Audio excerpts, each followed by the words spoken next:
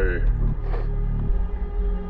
have met people who claimed to be Satanists, who claimed to be involved with black magic, who claimed that they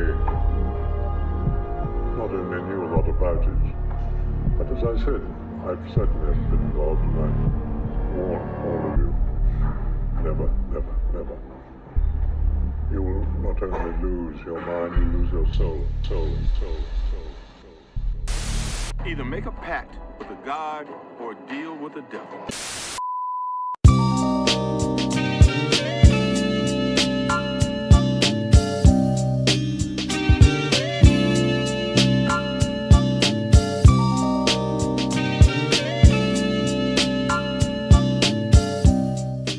Hey, what's good everybody? It's your boy Seethruthescript here, and I'm back with another video, a slightly different one for you guys today. Now, it will have numerology and gematria, but honestly, not as much as I usually do, and this is because we've already talked on this subject extensively in my video titled The Faustian Bargain, A Deal with the Devil. But the numerology and gematria will be used to further support my findings. So anyways, without further ado, let's get into it. On June 4th, 2023, worldwide star and Canadian-born singer Abel Tesfaye, better known as The Weeknd, released a TV series for his new show on HBO titled The Idol, which is a drama series co-created by Sam Levinson and The Weeknd. Set in the music industry and depicting a subversive take on the cult of the industry. The show follows the story of a self-help guru and a leader of a modern-day cult played by The Weeknd, who enters into a tumultuous relationship with a rising pop star named Jocelyn, portrayed by Lily Rose Depp. The trailer hints at partying, dancing, drugs, and more, and suggests Jocelyn's complicated relationship with The Weeknd's character. The show's concept also plays around with the idea of selling one's soul. The cast includes Lily Rose Depp, The Weeknd, and many more. Now, time and time again, people are always in comment sections debating on whether an artist sold their soul or not, especially after an artist is seen playing around with some sus satanic imagery. From Lil Uzi Vert dancing on a stage with upside down crosses, Sam Smith singing a song titled Unholy where he's literally dressed as a zesty Satan, Pause, to Carti B sexualizing Satan, the list goes on. This type of imagery has been thrusted in front of us for decades, and people have always argued whether it's being used as a form of artistic expression or if there really is some sinister purpose behind it all. While I'm not the final authority on any subject matter I discuss on my channel, I do like to share my thoughts on this topic every now and then because personally, the amount of artists playing with this symbolism across genres has become so frequent, you start to realize that there is probably more to this than just some artistic expression, because aren't these artists supposed to be unique and different? If so, then why do they all run to the same themes? But yes, not all artists do this, but man, you wouldn't be hard pressed to find one that didn't, especially these days. But yes, also I do acknowledge some artists can delve into similar topics, but when it's the pop artists down to the rap artists and elsewhere, one really has to wonder who's pulling the damn strings here. So anyways, the other day I was chopping it up with my cuzzo on the phone and he was like, "Yo, have you seen that new Weeknd show called The Idol?" And I heard about it previously by scrolling on social media, but didn't really think much of it. Then he was like, "Man, you gotta read the lyrics to one of the songs off the album that's set to pair with the show." So as I pull it up and read it, I immediately knew that I was going to be making a video about it. So without further ado, let me read for you the lyrics for the song on the album The Idol Volume 1. The song is titled Popular, featuring Madonna and Playboi Carti, two artists that are also known for playing with satanic imagery throughout their careers. I just want to preface by saying I won't read every lyric, but at least enough for you to get the point. So it goes like this. "I've seen the devil down Sunset in every place, in every face. Tell me, do you see her? She's living her life, even if she acts like she don't want the limelight. But if you knew her, she lives a lie. She calls the paparazzi, then she acts surprised. Oh, I know what she needs, she just wants the fame. I know what she fiends. Give her a little taste, running back to me, put it in her veins, pray her soul to keep. Every night she prays to the sky, flashing lights is all she ever wants to see. Begging on her knees to be popular, that's her dream to be popular. Kill anyone to be popular, sell her soul to be popular. Just to be popular, everybody scream, cause she popular. She mainstream, cause she popular. Never be free, cause she popular. And then this is Madonna's part here. She chimes in with the, I know that you see me, time's gone by, spent my whole life running from your flashing lights, tried to own it, but I'm alright, you can't take my soul without a fucking fight. So yes, I kind of like, ran through the lyrics a little differently. It's not in order, so you can go check it out for yourself. But you gotta ask, why is this always a running theme throughout the music industry? The concept of selling your soul. Well, it always goes back to that concept of a Faustian bargain, which is a pact whereby a person trades something of supreme moral or spiritual importance, such as personal values or the soul, for some worldly or material benefit, such as knowledge, power, or riches. The music industry executives undoubtedly have shifted the direction of pop and hip-hop over the years to get even more sexualized, more violent, and sadly, significantly dumbed down and repetitive. And why? Because eventually the more they produce this low vibrational content, the masses will just eventually adapt and it will seep into your subconscious mind. People often wonder why they're so drawn to raunchy content, and it's because it's just what has been fed to us over the years. Like the Family Guy theme song says, "Seems today that all you see is violence in movies and sex on TV." And I mean, is it not true? What show doesn't either push the LGBTQ relationships explicitly in the first goddamn episode, or countless movies glorifying murderers or drug dealers? I mean, look, I'm not saying I haven't enjoyed a movie or two or a raunchy comedy, but there becomes a point where we gotta sit back and reflect on how this could affect you, especially when one is binge watching series all day. Like, the word binge is defined as a period of excessive indulgence in an activity, specifically eating, drinking, or taking drugs, which goes back to the idea of doing things in moderation to avoid falling victim to the pitfalls of whatever it is you choose to overindulge in. So if it's not societally acceptable to binge drink every day, then why should we market binge watching TV to the consumers? Anyways, let me get back to the topic here, which is the Weeknd's new show and album that is coming along with it, called The Idol.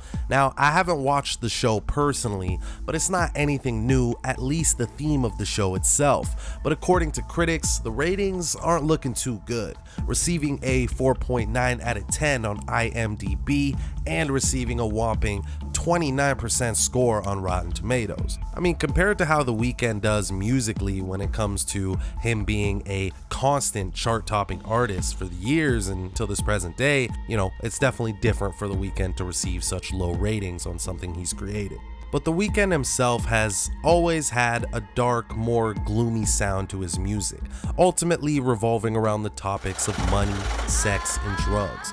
Although he had been signed all the way back in 2012, releasing a series of deep wave alternative R&B mixtapes and albums, it was in the year 2016 when things really started to change for him, not only success-wise, but his image as well. On November 25th, 2016, The Weeknd released his album titled Starboy that managed to have all 18 songs on the album to top the Billboard 100, propelling him into stardom beyond the likes he had seen before. This album has a few things I want to point out briefly. Firstly, the cover art, which personally reminded me of a pose that another artist used for his album cover that released later in 2016, and that artist goes by the name of Ab-Soul, where he called his album Do What Thou Wilt, which is a phrase accredited to the famous English occultist by the name of Aleister Crowley, someone who I've discussed on this channel before. And as you can see, now both of these men, Ab-Soul and The Weeknd, have their hands placed on their head with a look of distress or concern, similar to this popular image of Aleister Crowley. Again, it's not exactly the same, as Crowley has his hands in the form of a fist, but there does seem to be some similarities here. Now, let's explore some scenes from the music video that accompanied the single of the album Starboy, which is called Starboy, as it's quite interesting to say the least. The video is set in what looks to be some Hollywood mansion, and The Weeknd is seen sitting at a table across from a masked individual who has The Weeknd tied up as he's fighting to set himself free. Moments later, the masked man puts a plastic bag over The Weeknd's head as he attempts to strangulate him. Seconds later, The Weeknd is seen lying lifeless on the floor, only for him to reveal himself behind the mask, as it was him symbolizing the death of his old image with the unique dreaded hairstyle and boasting a more seemingly confident version of himself with a shorter haircut and maybe even a bit of more darkness within his soul as well. Now, throughout the remainder of the video, this new version of The Weeknd, aka Starboy, is seen walking around the dimly lit mansion when he stumbles upon a bright red cross hanging on the wall. Mind you, he is bearing a diamond encrusted cross on his chest throughout the video. The cross really draws his attention, and suddenly The Weeknd is seen dragging the cross, upside down of course, throughout the mansion, only to be seen smashing all of his old plaques and rewards with the cross, again symbolizing the rebirth of his image from a minor star to a superstar, or shall we say, Starboy. The video ends by The Weeknd speeding off in his sports car through the California hills, insinuating his new image is here to stay and take over. Now, as I discussed on this channel so often, the rulers of this world are none other than the Vatican, which is ruled by the Jesuit order and other lay groups of the Catholic Church, like the Knights of Malta and the Black Nobility. Then you have the Order of the Illuminati, the Freemasons, and many other fraternities, groups, conglomerates, and secret societies that all have their vested interest in ruling over all industries with power and influence over the average human being. There is proof that these organizations have control or influence over these industries. Just to list a few, first let's start with Father Daniel A. Lord S.J., who is a Jesuit priest and the man that drafted the 1930s Hollywood production code known as the Hays Code. Now, the definition of the word draft is defined in the Cambridge Dictionary as a piece of text, a formal suggestion, or a drawing in its original state, often containing the main ideas and intentions, but not the developed form, aka he was crucial in its creation. Check out this clip of popular comedian and actress Sarah Silverman expressing her love for the Jesuits. You know, I had a guy, a priest, a Jesuit priest, Father Gregory Boyle, who's incredible. You sexed with every now and then, right? No, that's a different Jesuit priest. Sorry. Father Jeremy. It's very Thornbirds. But I like the Jesuits because they're like intellectual, religious people. And anyway, it's a sweeping statement, by the way, that I don't necessarily stand by. Yeah. But Father Greg said, we need to make friends with our own wounds, or we will be tempted to despise the wounded. And I think about that every day. As you could see for yourself, Hollywood and the Jesuits go hand in hand, and the Jesuits' full name is the Society of Jesus. Hence why there's all these artists and entertainers using Christian symbolism in their music videos or movies, and often in a sinister way. Another example that I can point out is that it was a man by the name of Louis B. Mayer and the Warner Brothers who helped to establish the movie industry. These men were all openly a part of the Freemasonic Brotherhood. The eldest of the Warner Brothers, Harry Warner, was a member of the Mount Olive Lodge number 506 in California, along with the other brothers as well, such as Albert, Sam, and Jack Warner. Another example of the Freemasons and their influence on media is that the older brother of Walt Disney, Roy Disney, was supposedly initiated into the Freemasonic Brotherhood in 1925, which is just 2 years after the Disney Company was founded. Although there is no direct proof of Walt Disney himself being a Freemason, he was a member of the Order of Demolay, which is an international youth organization for young men aged 12 to 21. It was founded in 1919 by Frank Esland land in Kansas City, Missouri, and is named after Jacques de Molay, the last Grand Master of the Knights Templar. It's worth noting, according to the de Molay themselves, quote, each de Molay chapter is sponsored by a group of Freemasons, a Masonic lodge, or some appendant Masonic group such as the Scottish Rite, the York Rite, or the Shrine. Now, the imagery and subliminal messaging that's come out of the Disney production studios gives interesting clues to show there is some sort of connection.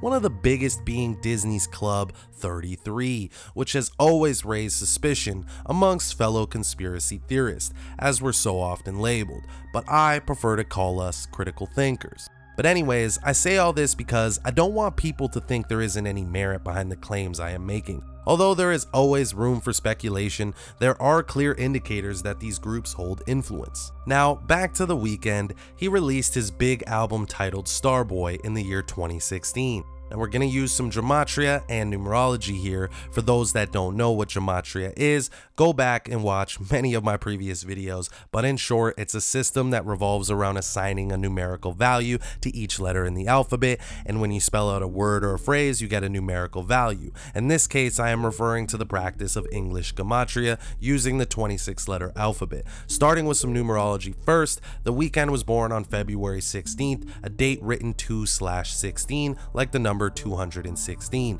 Note this album depicting the rebirth of The Weeknd's image came out in the year 2016. When using the rules of numerology, zeros are null, so we can see the number 2016 revert to 216. For those unaware, if you multiply 6 times 6 times 6, you get the value of 216. And I'm sure by now we all know the significance behind the number 666, but when you analyze that number even further, you can see that 666 is the 36th triangular number. Meaning, if you add 1 through 36, it equates to 666. What I found interesting is that the word demonic equals 36 in the most pure cipher in English gematria. Now, how does this tie into The Weeknd? Well, the date he released that album, Starboy, November 25th, left 36 days in the year. Also, just think about the number 36. It's 3 6s. And it's also worth noting that November 25th is also the 330th day of the year,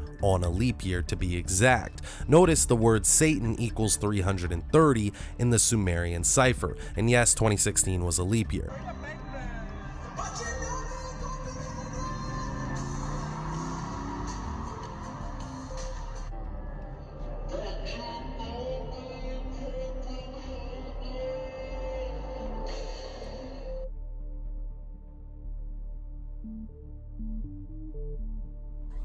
You can't make this shit up.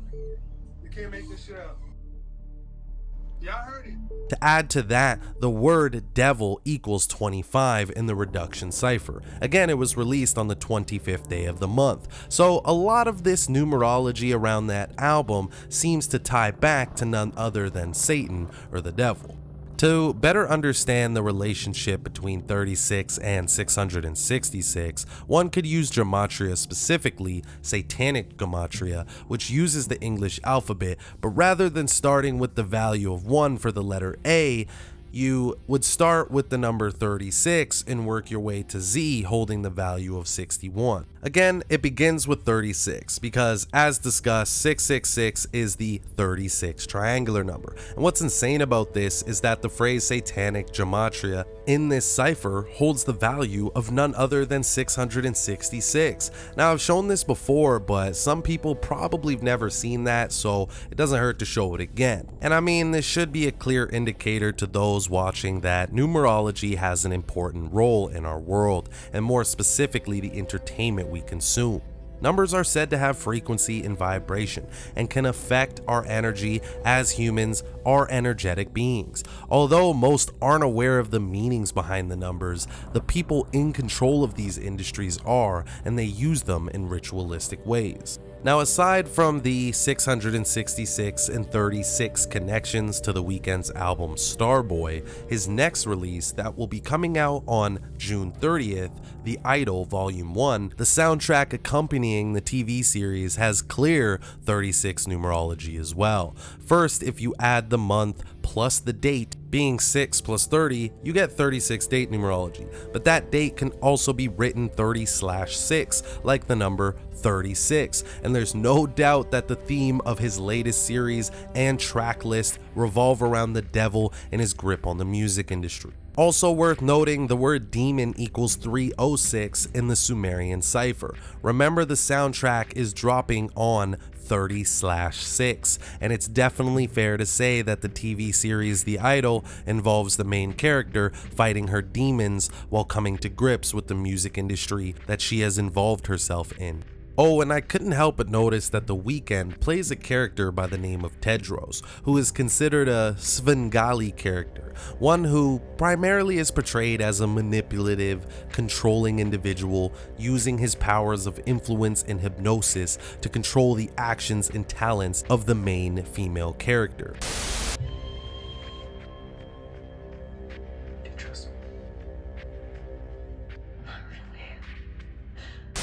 Now, both his character and his real-life surname hold the value of 36 in the reverse reduction cipher.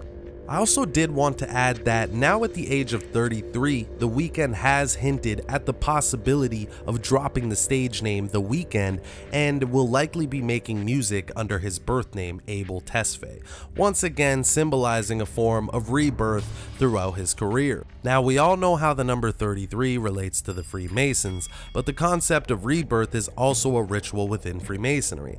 It ultimately revolves around the concept of life and death and killing oneself to reinvent themselves, something The Weeknd did back in 2016 with his Starboy album, and now 7 years after that album, he is seemingly doing it again at the grand old age of 33. Think about how there are 33 degrees of Freemasonry, 33 being the highest. It's as if he's insinuating he's reached the peak of his career under that moniker, The Weeknd, and that it's time to, I guess, move on. Now, is that a coincidence? I'll leave that up to y'all to decide. But here is what The Weeknd had to say about this. Quote, "I'll still make music, maybe as Abel, maybe as The Weeknd, but I still want to kill The Weeknd, and I will. Eventually, I'm definitely trying to shed that skin and be reborn." Got him. We fucking got him. And I mean, this concept isn't anything new. I've talked about artists killing their alter ego before, and if you want to see more on that, check out my video on Beyonce, link below. Now, honestly, I meant for this to be a short video, and unsurprisingly, I went way past the mark, so I think I'm just gonna wrap this one up here. I mean, I mainly wanted to talk about the new series and that song, and how it's another example of the concept of selling your soul for fame, in other words, the Faustian bargain, playing out. Yes, it is a fictional series, but let's be real, it's based off the reality around us. But anyways, y'all, I'm sure there is so much more that can be said about The Weeknd and his interesting image he has chosen to portray to the world, but maybe I'll leave all of that for another video. Y'all know the drill, man. If you enjoyed the video, please drop your boy a comment, fill me in and others on anything else that you found suspicious or interesting. Also, don't forget to physically beat the living shit out of the like button for your boy, share the video, and most importantly, subscribe, man. Remember, all of those things are free to do. It's been your boy Script, and I'm out of here. Peace. Peace. Peace. Peace.